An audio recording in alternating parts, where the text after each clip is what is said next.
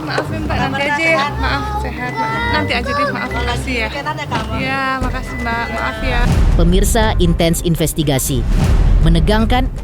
Itulah kata yang paling tepat menggambarkan situasi terkini Baim Wong dan Paula Verhoeven. Apa yang sebenarnya terjadi di balik ketegangan yang kembali memanas ini? Apakah kedatangan Paula ke Pengadilan Agama Jakarta Selatan menandai perlawanan baru?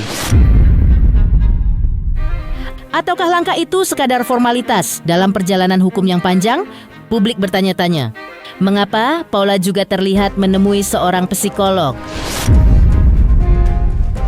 Apakah tekanan mentalnya begitu berat hingga membutuhkan bantuan profesional? Ataukah ada konflik batin yang selama ini tak terungkap ke publik?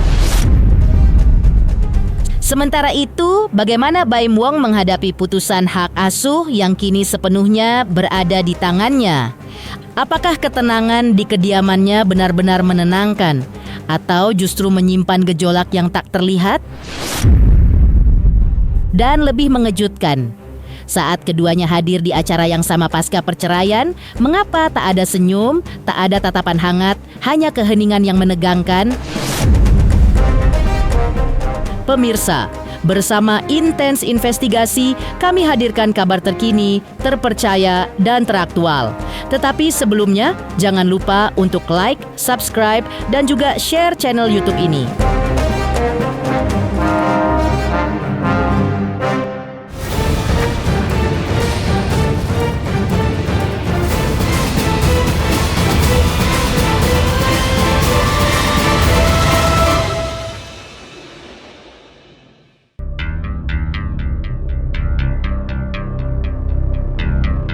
Menegangkan, itulah kata yang paling pas menggambarkan situasi terbaru antara Baim Wong dan Paula Verhoeven.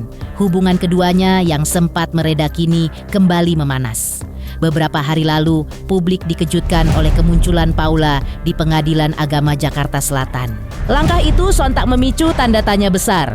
Apalagi momen tersebut terjadi hanya berselang singkat setelah Pengadilan Tinggi Agama Jakarta mengeluarkan putusan banding yang kontroversial. Hak asuh Keanu Tiger Wong dan Kenzo Eldrago Wong resmi jatuh sepenuhnya ke tangan Baim Wong.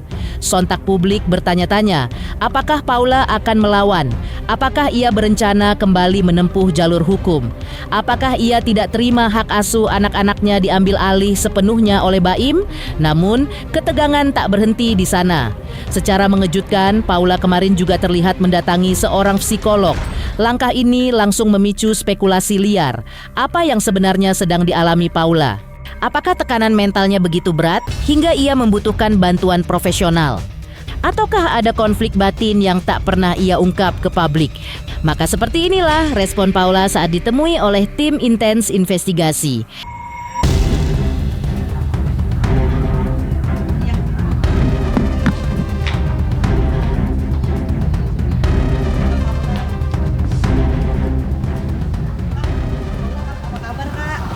Maaf ya Mbak, nanti aja ya. Maaf, sehat. Nanti aja deh, maaf, makasih ya. Iya, makasih Mbak, maaf ya. Sehat Kak? Sehat.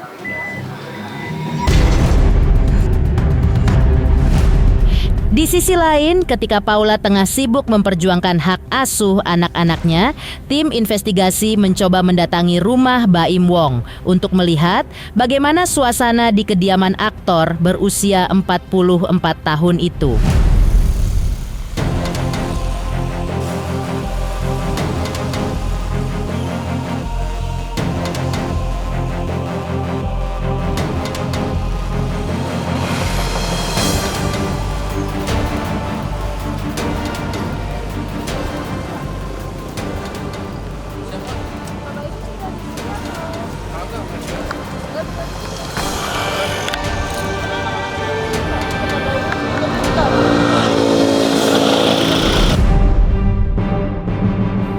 Seperti diketahui, pada Jumat 21 November 2025 kemarin, suasana Pengadilan Agama Jakarta Selatan mendadak berubah ketika Paula tampak hadir.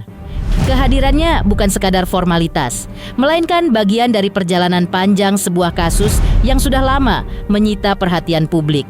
Menurut penjelasan kuasa hukumnya, Alfon Kurnia Palma, Kedatangan Paula kali ini adalah untuk memenuhi panggilan pemeriksaan dari Badan Pengawas Mahkamah Agung atau Bawas MA, di mana pemeriksaan tersebut dilaksanakan langsung di Pengadilan Agama Jakarta Selatan sebagai bagian dari permintaan klarifikasi atas laporan dugaan pelanggaran administrasi yang sebelumnya diajukan oleh pihak Paula ke Bawas MA, yang mana laporan itu berhubungan dengan pernyataan Pengadilan Agama Jakarta Selatan setelah putusan cerai Paula Verhoeven dan Baim Wong diketok.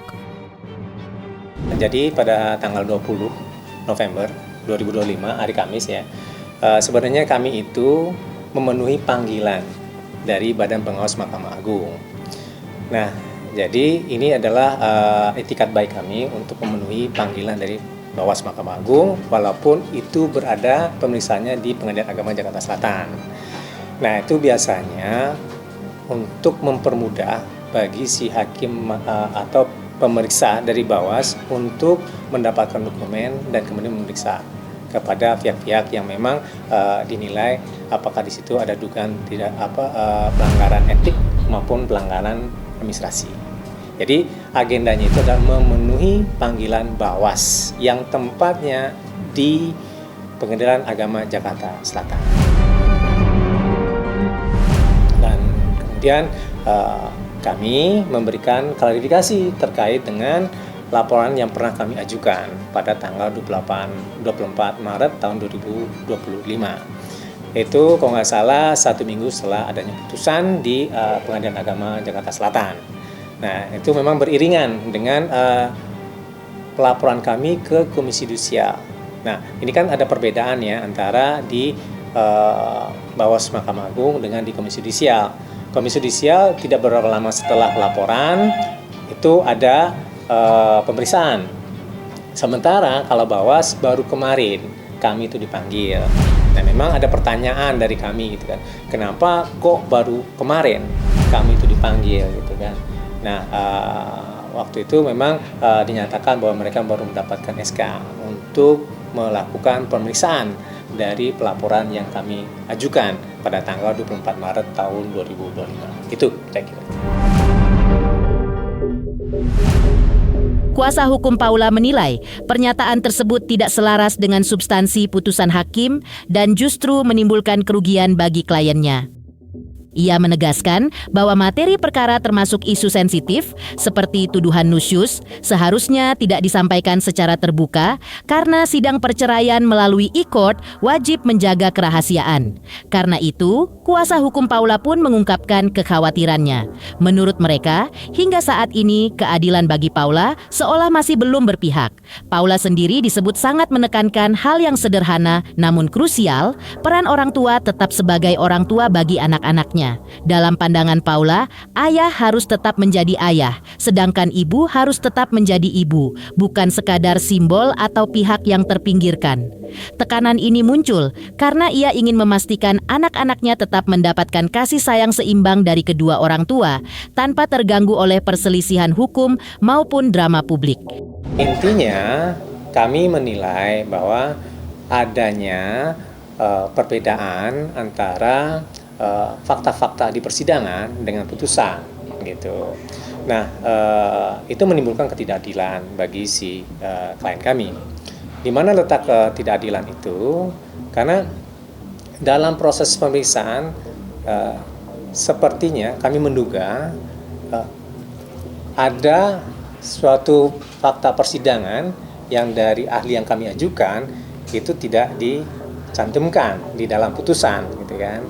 Nah, begitu juga di dalam ahli yang diajukan oleh pihak pemohon gitu. Nah, salah satunya itu terkait dengan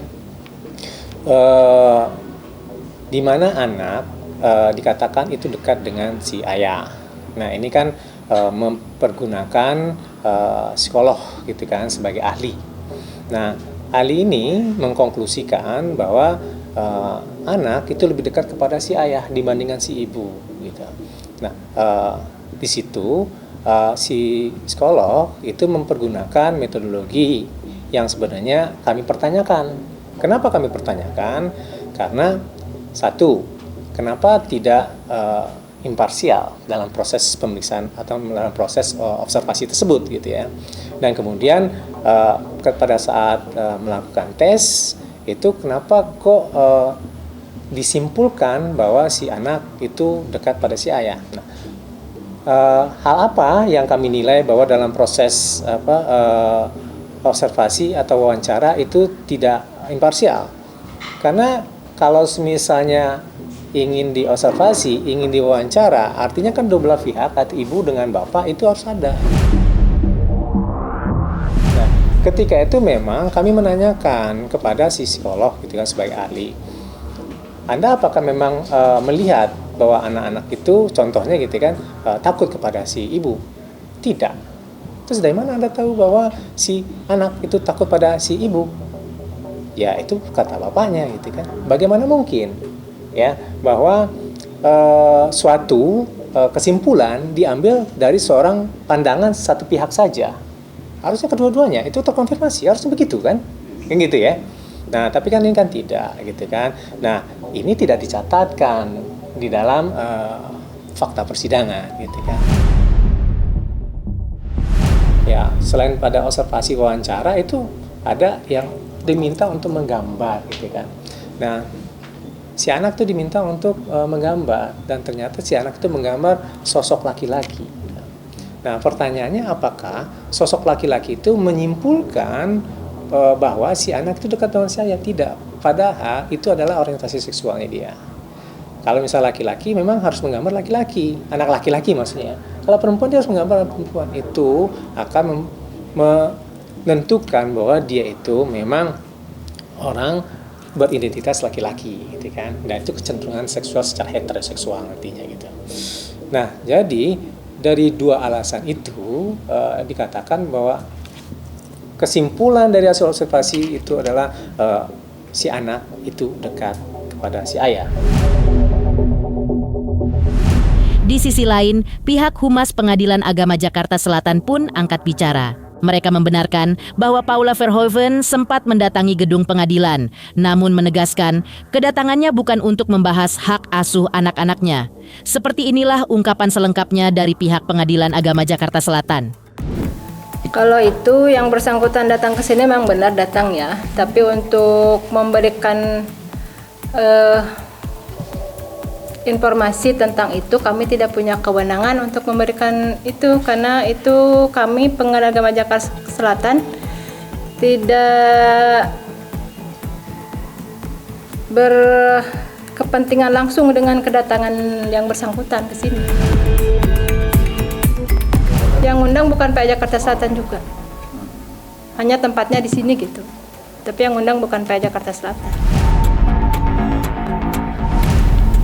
Berarti bukan terkait anaknya Bu ya, kan kabar kemarin tuh dia sempat tidak boleh ketemu, mungkin mengajukan ke pengadilan untuk bertemu dengan anaknya, bukan terkait itu. Bukan.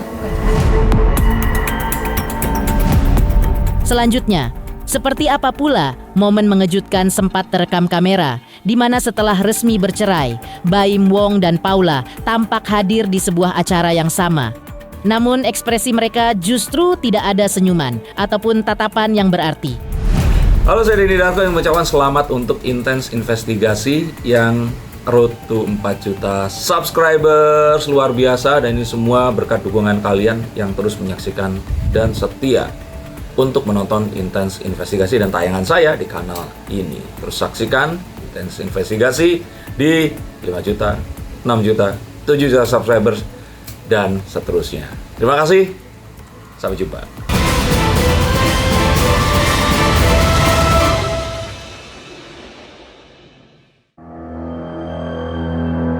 Pemirsa Intens Investigasi, mengejutkan dan nyaris tak terduga, 6 bulan setelah resmi berpisah, nama Baim Wong dan Paula Verhoeven kembali menjadi perbincangan hangat publik.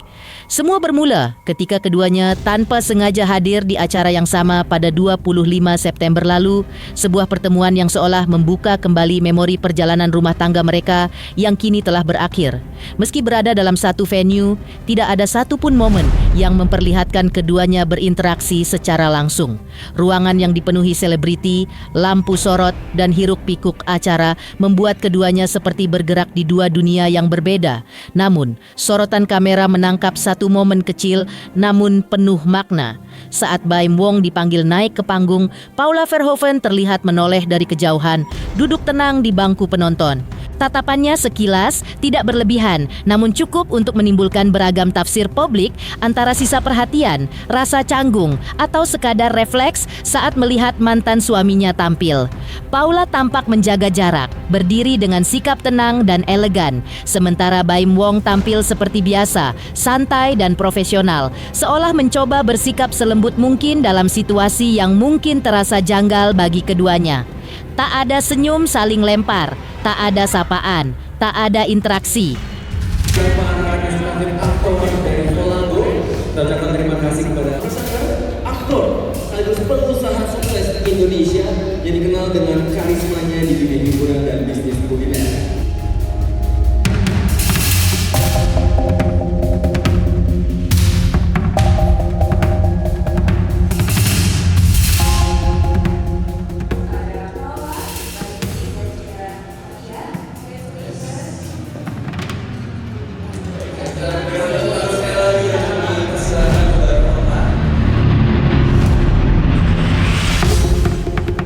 Menelisik ekspresi canggung antara Paula Verhoeven dan Baim Wong yang hadir di sebuah acara yang sama, pakar ekspresi Kirdi Putra memberikan analisisnya.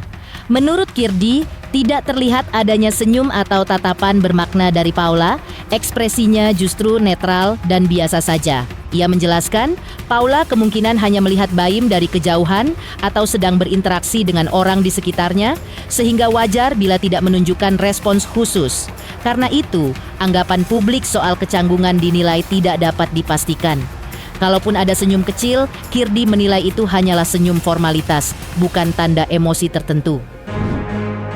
Buat saya, Paula itu tidak menunjukkan ekspresi apapun ya, karena bisa jadi satu dari jauh melihatnya, ya, dan kemudian kedua bisa jadi inkonklusif. Kenapa saya sebut inkonklusif? Karena ketika Baim di depan, Paula itu kan sedang bisa jadi berinteraksi dengan orang di sebelahnya, sehingga nggak terlalu fokus, setengah terdistraksi dengan orang sekitarnya. Jadi buat saya agak nggak bisa kita tentukan gitu ekspresi dia, apakah dia marah, apakah dia bingung, takut atau apapun. Agak inkonklusif sih. Saya melihat dia biasa aja ya, nggak ada sesuatu ekspresi emosi yang agak lebih gitu. Kalaupun dia tersenyum, itu tersenyum yang polite smile, senyum formalitas aja, bukan senyum yang lepas gitu. Enggak, senyum kayak orang kalau misalnya kita ketemu sama orang lama gitu, kita ya dibilang senang ketemu dia ya senang, dibilang nggak senang ya juga nggak juga, tapi ya tadi senyum sopan. Ya artinya apa ya, bukan senyum karena dia beneran senyum, tapi senyum memang harus senyum gitu sebagai public figure.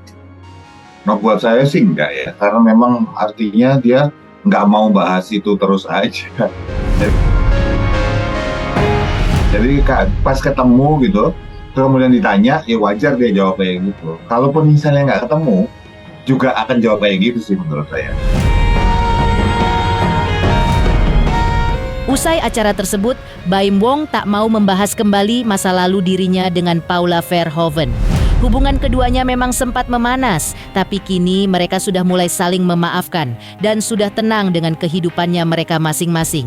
Sebagai pengingat, Baim Wong dan Paula Verhoeven menikah pada 22 November 2018, tapi rumah tangga mereka kandas dan berpisah pada 16 April 2025 lalu, menandai berakhirnya perjalanan panjang yang telah mereka bangun bersama. Meski banyak bungkam saat disinggung pertemuannya kembali dengan Paula Verhoeven, tapi aktor berusia 44 ini tegaskan kalau ia dan Paula Verhoeven baik-baik saja. Kak Baim. Tadi di dalam sempat bertemu dengan Kak Paula, mohon maaf. Mungkin tadi maaf, gimana? Ya udahlah yang lain. Ngomong kayak gitu-gitu ah. Sempat silaturahmi nggak sih Kak Baim? Hai, yang lain hai itu dah. Pertemuannya tadi dengan Kak Paula, mungkin izin. Tadi sempat silaturahmi juga nggak sih, Sapa? Selanjutnya, seperti apa juga, Baim Wong sempat menceritakan tentang kegemaran anak-anaknya yang selalu ikut dengannya saat syuting. Halo, saya Denny Darko yang mengucapkan selamat untuk Intens Investigasi yang road to 4 juta subscribers, luar biasa, dan ini semua berkat dukungan kalian yang terus menyaksikan dan setia untuk menonton Intens Investigasi dan tayangan saya di kanal ini. Terus saksikan Intens Investigasi di 5 juta, 6 juta, 7 juta subscribers, dan seterusnya. Terima kasih, sampai jumpa.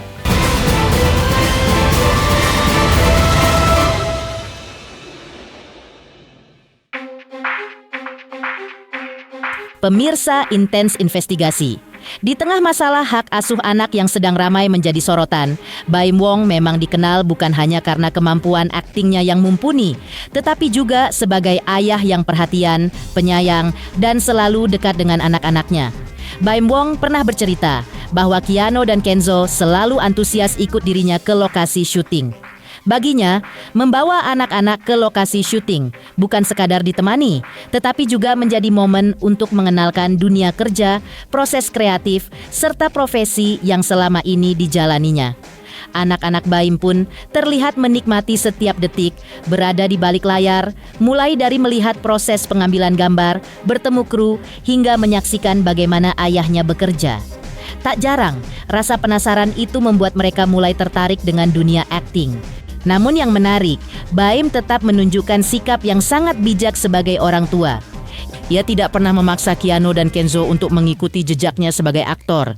Tetapi jika suatu hari kedua putranya benar-benar ingin terjun ke dunia akting, Baim mengaku akan mendukung sepenuhnya selama itu membuat mereka bahagia. Di sisi lain, seperti ini pula jawaban Baim Wong yang selalu tak lepas dari berbagai isu miring yang beredar di publik. Salah satunya adalah rumor bahwa dirinya sudah memiliki pacar baru setelah resmi bercerai dari Paula Verhoeven. Itu sebenarnya bukan ngajak, dia mau. Bukan saya ngajak. Dia kalau tidak diajak, dia yang marah. Jadi bukan saya yang ngajak, jangan salah. Karena itu kan sebenarnya anak kecil juga, nggak bisa dipaksain. Tapi dia kalau nggak ada di film, dia nangis. Makanya harus selalu ada di film dan namanya itu tergantung dia. Jadi nama Mimi dan Anik itu dari dia. Saya bebas kok, saya bebas. Cuman pasti dijagain. Kemauannya, dia ada basket, ada ini juga. Bebas tapi dia, bebas. Dia lebih ke arah senang untuk aktingnya, senang untuk bertemannya sama semuanya, yang ada di lokasi juga dia seneng, jadi lebih ke dianya seneng sama suasananya. Sebenarnya kan itu berita datangnya dari orang-orang juga, bukan dari saya. Tapi saya cuma bisa diem. Kalau saya klarifikasi buat apa, itu berita dari kalian. Malah saya buka panggung yang baru lagi. Jadi saya dilihat sendiri kalau emang kita pekerjaannya profesional. Dia ada pacar kok. Dan saya juga istilahnya kayak tadi aja, kalau misalnya kita ada apa-apa pasti kelihatan juga. Jadi ya saya cuma membuktikan aja kalau memang tidak perlu kita itu klarifikasi terus ya, adanya berita ya tergantung kalian mau gimana.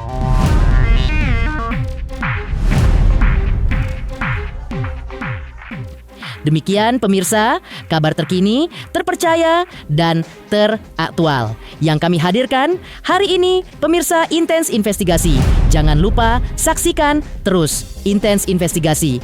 Dan pastikan jangan lupa untuk like, subscribe, share, dan juga komen